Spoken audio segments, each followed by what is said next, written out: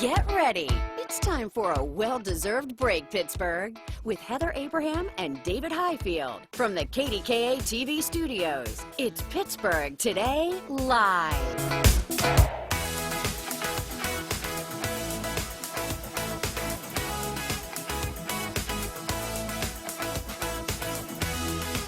Years ago.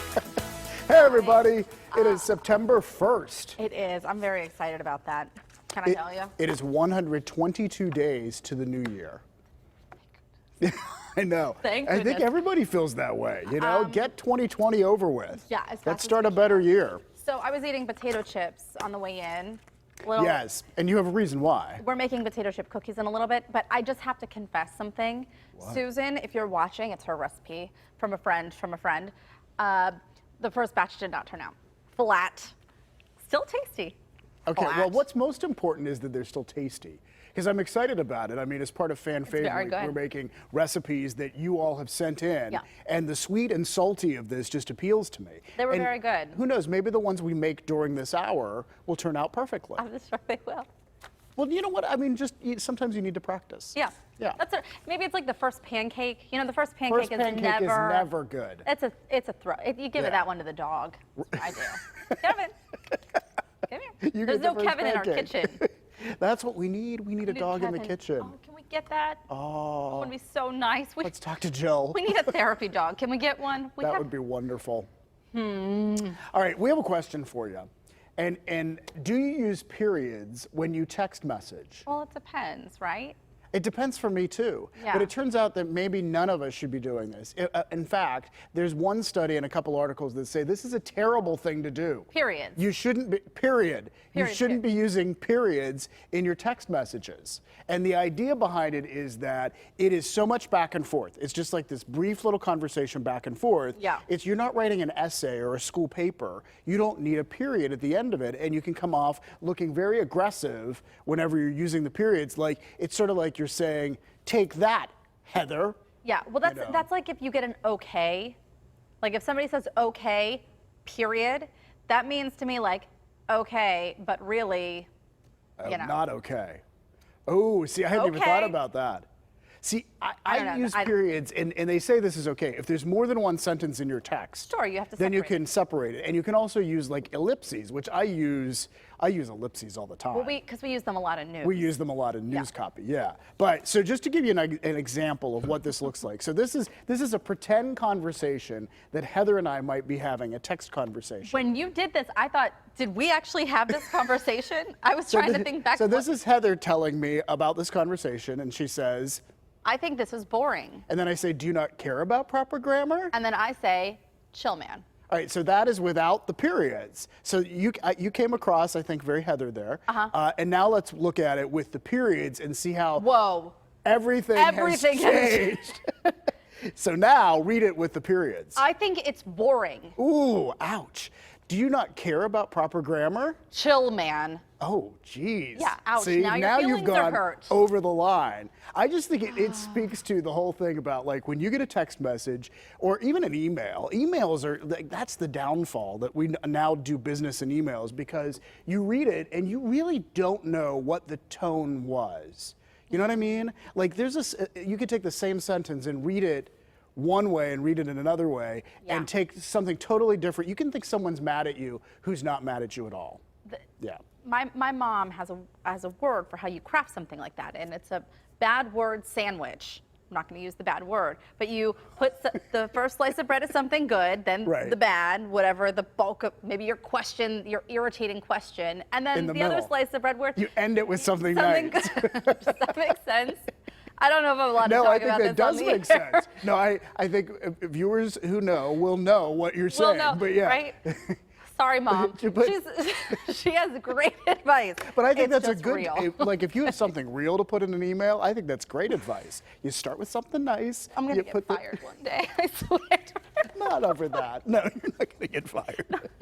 It'll be something else, Heather, not that. No, the way that came out was wrong. It's like, not over that, Heather. Period. Right?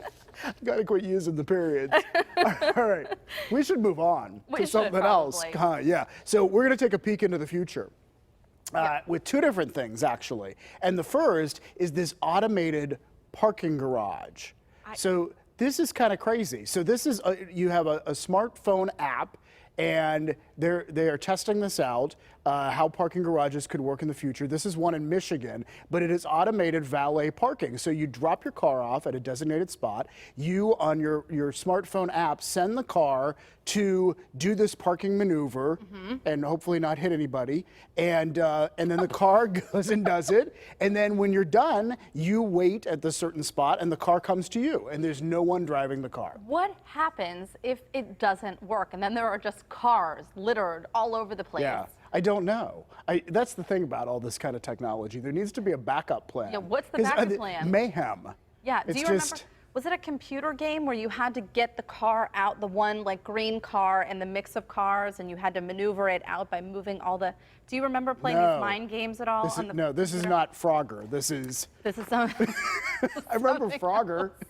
Anyways, I just remember doing that, and that's what that sounds like the mess that could come of something like that. Bad things could happen. And then also, take a look at this, because this is something new and very Jetsons-like, right? A flying car, AKA helicopter? I mean, it kind of is a helicopter. A flying car is a helicopter, right? I mean, it has everything that looks like a helicopter. Well, it doesn't have the blades on the top, does it? Or are they moving so fast I just can't see them? No, they're on the side. They're on the side, and he does have a sunroof, so there's that. Yeah, well, yeah, then that's, but they're testing this in Japan, and they think they're going to be able to launch a flying car by 2023.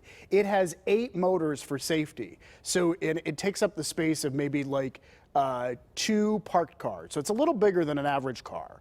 But it has 8 motors, just in case one goes down, you have 7 more to keep you in the air. I mean, there are no tunnels, right? So there's that. You don't have to, if you're flying in the sky, you don't have to worry about that. That's true. Yeah. My gosh. We would not have to use the tunnels anymore. We wouldn't have to use the tunnels. We would just fly over Mount Washington? Yeah, I mean, there are homes and buildings that you would have to avoid, but yeah.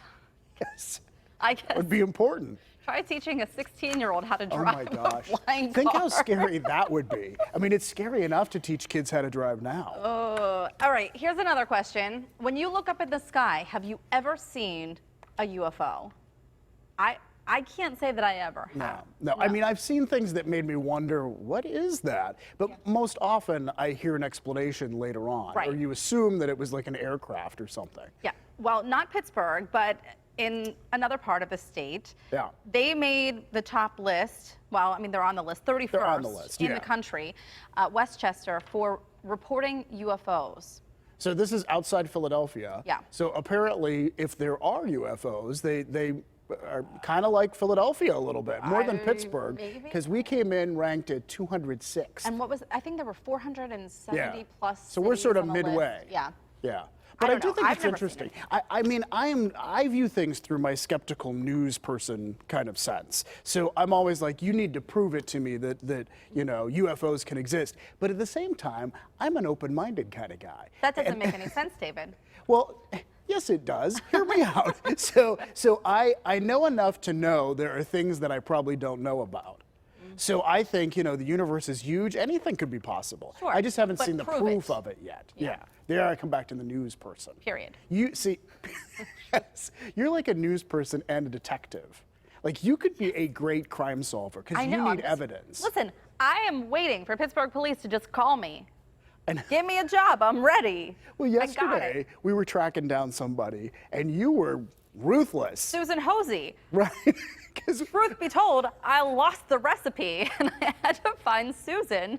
So Susan gave us the recipe for the potato chip cookies that we're going to be, potato chip cookies that we will be making later today. So then we're talking about it during the show yesterday, like, we don't have this recipe. We're supposed to make it tomorrow. I thought it could Jill's be here on vacation, and we're just, who knows what we're going to do. But we were able to track down Susie. I found her. And we talked like 3 times yesterday. Yeah. We're basically best friends. No, she's a very nice woman. So anyhow, we're going to be making her recipe coming up. What are we talking about next? I'm totally off track. Oh, I know what we want to do. We want to show you this video of this bear that keeps, I don't know if it's the same bear, but 3 times now, 3 times, this bear has come into this Northern California grocery store. And here's one of the encounters. Yeah. Yeah, in the produce aisle, you know, although there it looks like he's near the candy or something. But the bear has come in through the automated doors. Do you remember when this happened out at Pittsburgh Mills?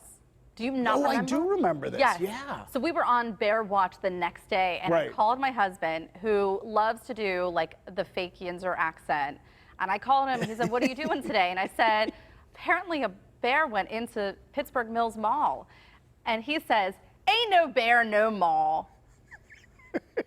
And to this day, that's like a line that you bring up anytime again. there's a bear where there should not be a bear, I think, ain't no bear, no store. Isn't it funny how there are lines in your life, in your family, like someone will deliver something like that, you remember it for years, and then you bring it up over and over, and right? It's probably not funny to anybody else but me, and if Frankie's watching, he's probably laughing. But it's kind of funny because it's so, that accent is so great. No bear, we no love mall. that accent, yeah. So anyway, this bear has been coming in, and the one guy who works there said, this was not in the job description, like scaring off bears. Yeah, no. Because like there's one piece of video where you see the bear come in, and like there's a guy there like sort of doing this until the bear clearly wants to come in, and then the guy gets out of the way. Sure, but yeah, you know, it's not to be get messed with. I mean, people could get hurt. Someone could end up shooting the bear. So they're saying that the experts are saying, get rid of the automated doors, and then the bear won't be able to just walk in, because as far as we know, bears actually, I've seen bears open refrigerator doors. They can do a lot with those big paws of theirs. I don't know. Last week, I don't know if it was the same bear, but a bear went into the store and got tortilla chips. Oh. No dip. Just the chips. Apparently that's how they like it. They don't need the dip. This time, it looked like he was by the avocados, no? I thought he was by the candy. Maybe. I don't know. We'll have to get some more We're details. gonna do some reconnaissance on this and find out. I will call the grocery store. There you go. I'm on it, David. I got it for you. All right, we have a jam-packed show here. We really do. If we There's can a lot to actually get to the content. We're firing up the kitchen. Where am I looking? As our fan favorite week continues, we're making, I'm supposed to be there, some of your favorite recipes. And today, I'm making potato chip cookies sent to us from Susan Hosey. And David's going to be my sous chef, so we will see how you do, David. Oh, okay. I didn't know I was being called into action. Plus, Dr. Lori joins us live with a new batch of cool antiques. Heather and I will try to guess what's it worth, and you can play along too. And in the Trend Report, we are falling into fall with a look at this year's must-have accessories for autumn. It is Tuesday, September 1st, and thank you for being with us. We are so glad you're here. PTL is going to be right back.